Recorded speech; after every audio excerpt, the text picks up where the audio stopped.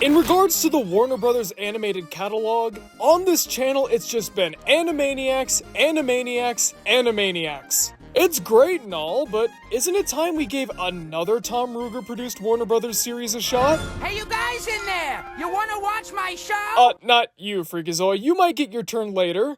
Maybe. Of course, the cartoon of the day is Tiny Toon Adventures. The original, not the reboot. I first loved this thing since I was in 7th grade, and keep in mind, I was born way after the show came to an end.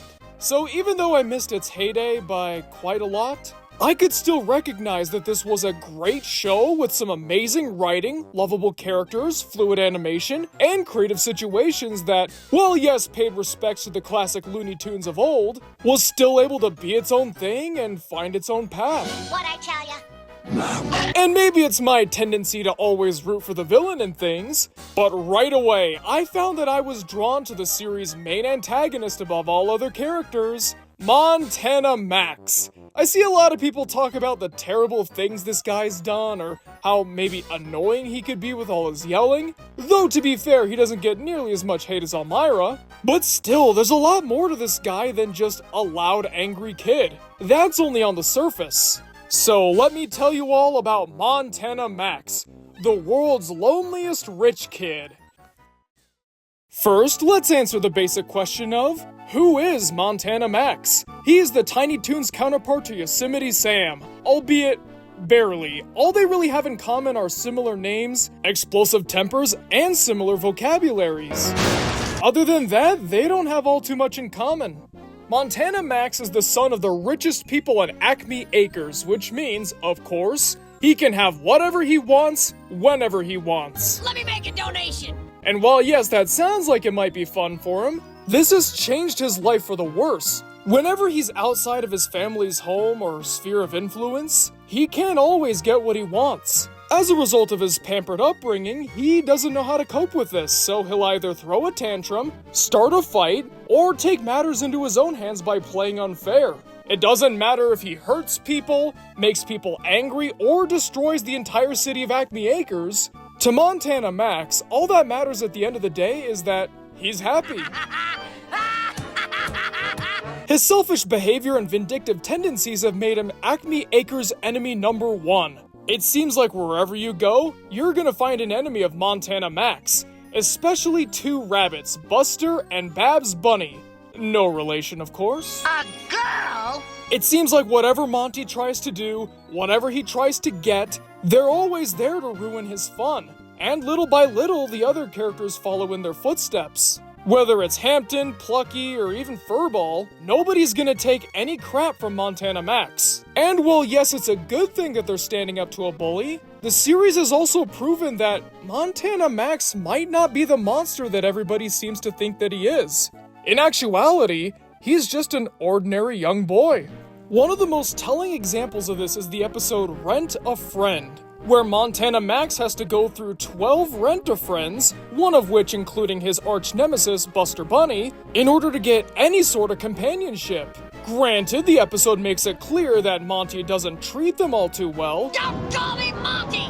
You long-eared breath of friggin'... But I think there's a perfectly logical explanation for why he doesn't know how to socialize with other people. The answer being that nobody lets him.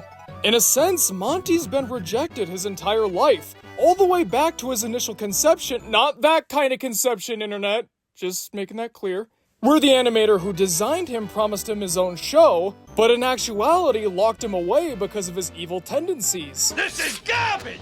Garbage! No one wants to see a show about some rich little brat named Monty! Ever since episode 1, where he finally came out of that box, Monty's been treated like the villain. But again, because of the way he was raised, this is all he knows how to be.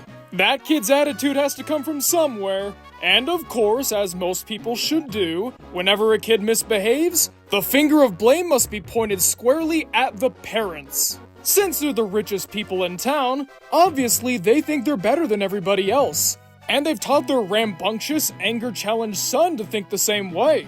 Given his economic status, Monty believes that he's better than everybody else around him, and therefore gets to treat them like dirt. But at the same time, he doesn't take all too kindly when people don't treat him with respect. Going back to Rent-A-Friend, he clearly believes that this is legitimately fun, scaring off all his Rent-A-Friend people and even keeping track of how many he loses. But there's still that part where Buster saves Monty's life, and even though it costs him hundreds of thousands of dollars, Monty doesn't care. He's legitimately happy that somebody did something nice for him, even though he didn't deserve it. But then, of course, Buster takes money and leaves, just like all his friends. What? And as you'd expect, he doesn't take that all too well. And despite how angry he can get or how antisocial he may be, again, even if it's not by choice, we do see that sometimes he has a legitimate heart.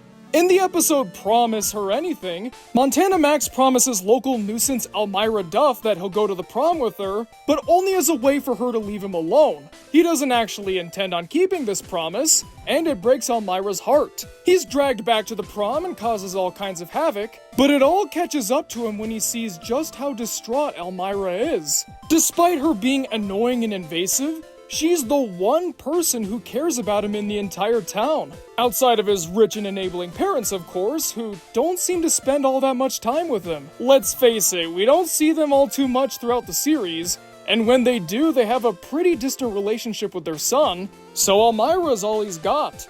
And that's pretty sad because, this is Elmira we're talking about. Though this does show that, at the end of the day, Montana Max can still be reasoned with. Even if he tries to pollute Acme Acres, or try to assert his faux dominance, there's still a real person deep down. Someone with an imagination, feelings, love, loneliness. But as I've said before, Montana Max has chased everybody away. Everybody except Elmira, that is, because no matter how hard he tries, she keeps on coming back. And by the end of the episode, My Dinner with Elmira, he realizes he feels the same way about her. I think I'm in love. Unfortunately, that's the last episode that really develops their relationship, and even though Pinky, Elmira, and the Brain is confirmed not canon, the thought of Elmira at long last giving up on Montana Max to go for an even worse and less successful guy is pretty devastating because that means that he's all alone. No friends, no allies, nothing except his money. And that can only get him so far. If you give kids in real life toys and money and candy all their life, that'll be fine, but they really do need a friend. Could Montana Max ever get a real friend outside of Elmira? Unfortunately, no. This is because it would involve doing the one thing that, since birth, he was taught to never, ever do. Set aside his pride and talk to the common people of the town. And even if he did, I think it'd be too late. He's put the rest of the Tiny Toons gang through so much misery that even if he did decide to reform and apologize to everybody, I don't think they'd buy it.